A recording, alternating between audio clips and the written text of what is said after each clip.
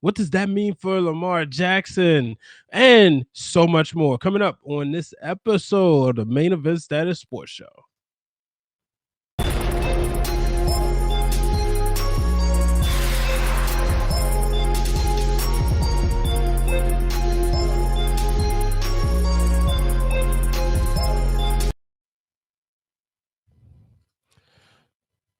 All right, everybody. Thanks for tuning in to the Main Event Status Sports Show. I'm your host, Brian H. Waters. Okay, just saw that. All right, cool. So, if you haven't done so, make sure you download the Haps TV app.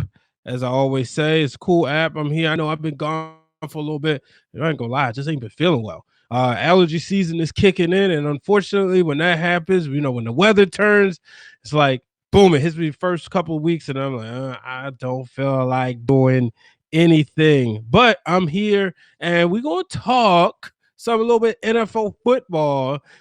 Dak Prescott, he finally got his contract, so Dak is set to be a Dallas Cowboy for the next 4 years, setting a record contract. I know it's a lot that's been said about this, and I've been on record of saying that I wasn't a huge fan of what Dak Prescott has said about Colin Kaepernick. I felt that him saying it's a time and a place. I just didn't think that was cool considering the way things was going, everything that was happening in the country at the time. And, Colin Kaepernick went out there and ultimately gave up his career because he wanted to see change in this world. And thankfully, he's created those conversations. And I felt like Dak Prescott should have just kept his mouth shut to call it for what it is. But now, I'm happy he got his money. I said this. I'll let bygones be bygones. I'll root for him again. There's no secret. I was a Dallas Cowboys fan at the time he was drafted. Now I still like him. I just don't invest in him, and honestly, it's made my health much better since I don't get upset when they lose, or as Stephen A. Smith would say, are the accident that's waiting to happen. I don't have to get upset about those things anymore. But shout out to him. I'm always happy for a black quarterback getting their money. Anytime, especially he's the Dallas Cowboy. I'm interested to see what happens. Would I like to see him win the Super Bowl? Yeah, after Lamar Jackson, of course. But time will tell. He went out there, did what he was supposed to do. Unfortunately, he got hurt. Now, here's the thing. He was putting up numbers. The team wasn't winning without him. They wasn't great before he went down. And then he goes down. You knew the season was over. There was always that hope that when he was there that, okay, they could turn around. Maybe they would have beat the Pittsburgh Steelers at that time, right? They wasn't going to beat the Ravens. We're not even going to even think that was going to happen. But the crazy thing is, in this Dak Prescott, Ezekiel Elliott era, which has only been 4 years, we've had a year where one was suspended and one was hurt. We've had both of them in there, but we've had all this controversy, and it makes you wonder. It's like, okay, so what's going on? So I'm interested to see what happens now. Okay, you got both of these guys locked up. They are set. They're ready. What's going to happen? Will they be able to be successful? Right. The ultimate goals. They're coming after a Tony Romo and Des Bryant and Jason Witten, who had 3 sets of running backs during their time. Well, maybe 2, because Tony Romo had Marion Barber, Felix Jones, Julius Jones, and DeMarco Murray. So, but they're coming after that era, right? But the successful era, the standard bearer is Aikman, Emmitt Smith, and Michael Irvin. They have a 3-headed monster. They got CeeDee Lamb. They got Amari Cooper. So can the Dallas Cowboys finally put it together and do what needs to be done? And that's bring a Super Bowl back to Dallas. That's going to be the question. I know Jerry Jones said one time he asked the good Lord for just one more. Just one more. We'll see if he gets that one more coming up. But, I know a lot of people are talking about Lamar Jackson and what this could mean for him and, what's going on and all this, right? And then we also see Tom Brady, who just won the Super Bowl, and then he's restructured his deal. But Here's the thing that nobody talks about, and this may be saved for an uncomfortable conversation on my podcast, Breaking Through Glass Seals with Uncomfortable Conversations. Tom Brady can do that. He has a supermodel wife at home who makes more money than the NFL owners would be willing to pay him. He can do that. So while I think that's great, everybody can't do that, or I should say everybody isn't willing to do that, because considering the amount of money that these athletes are putting their these athletes are making, one fell swoop, their lives could be changed forever. We saw that with Ryan Shazier, so I'm all for the athletes getting paid, but I also think, I think that there's enough money to go around. They should pay the teachers as well, but that's a whole different conversation. But I'm not one of those people who say, football players and baseball players and basketball players shouldn't get paid that much, especially considering how much value they bring to the city. You don't believe it? Look at what happened when LeBron James left Cleveland. I believe they said it took about the economy there took a $2 million hit. So that's did that. What's the deal in New York? Patrick Ewing just absolutely disrespected.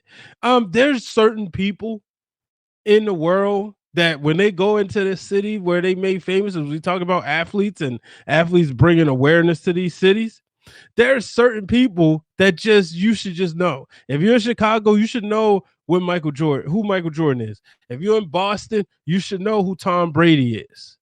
If you in Baltimore, you should know who Ray Lewis is. You should know who Cal Ripken is. You mean to tell me that the people at Madison Square Garden asked Patrick Ewing? Come on now. I don't think that. I'm pretty sure New Yorkers, and you correct me if I'm wrong, but I'm pretty sure New Yorkers my age tell their children what Patrick Ewing looks like. They tell him who he is.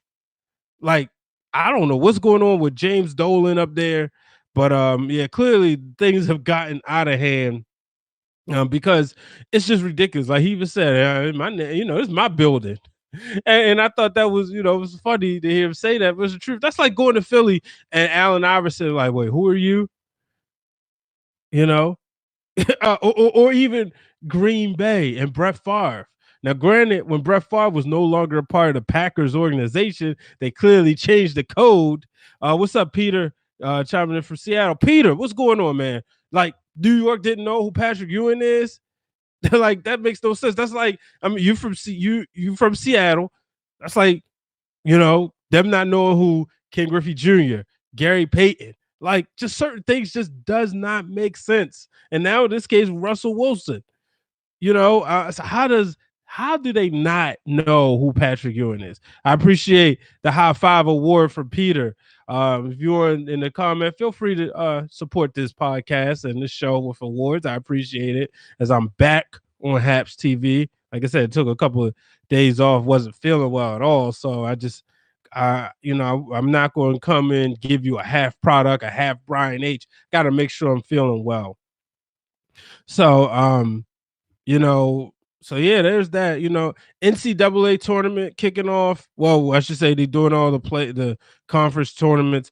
I'm not the biggest quote unquote college basketball guy, and what I mean is, shout out to Marquise Good. Appreciate you tuning in. When I say that, what I mean is, I don't watch, I don't know all the players and all that, but this is the time I watch, right? This is because it's fun, the madness of everything. And I talk to my friends, okay, who's this guy? Who's that guy? Or in women's side, who's this lady? Who's that lady? And then you find out, you see these players going out there, and it's fun to watch. I mean, it's always the buzzer beaters, right?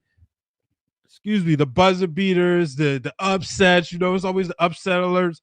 So I'm excited to see. I know a year ago, the tournament was canceled. Unfortunately, we couldn't have it, but now we will. So we'll see. Let me know if you guys have any picks, or who you think will win. Like I said, I don't know. I do know Duke isn't in there, and I thought that was crazy. I'm like, wow, no Duke. So that's interesting for sure. Shout out to the Ravens. Marcus Peters restructured his contract, kind of helping the team out, clear some room. I mean, the Ravens, in my opinion, this is obviously a biased opinion, but have the best secondary, the best corners, I should say. You got Marlon Humphreys, you got Marcus Peters, And my internet connection says unstable, so I apologize for that. But also, you got Jimmy Smith.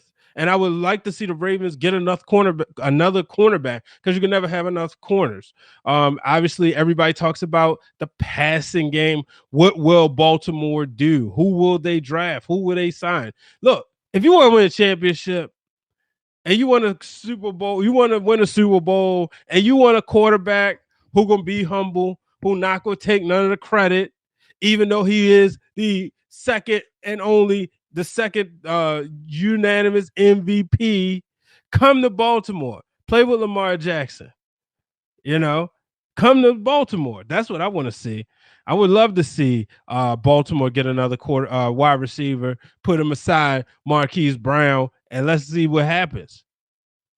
So, baseball season is getting ready to come up. My Orioles don't look too good, unfortunately, but it is what it is. We'll see.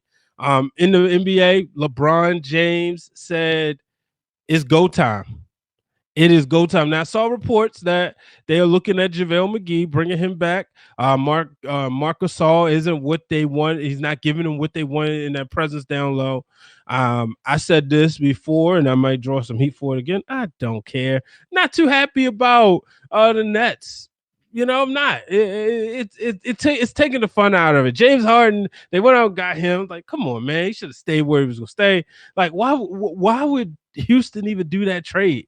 But whatever. But like I said, I'm not too happy about that. And it doesn't guarantee them to win a championship. Anything can happen. We all know. You talk about two of the big three. Two of them are fragile. Let's call it for what it is. And this is no disrespect, but they've battled injuries, consecutive years. So we don't know what's going to happen.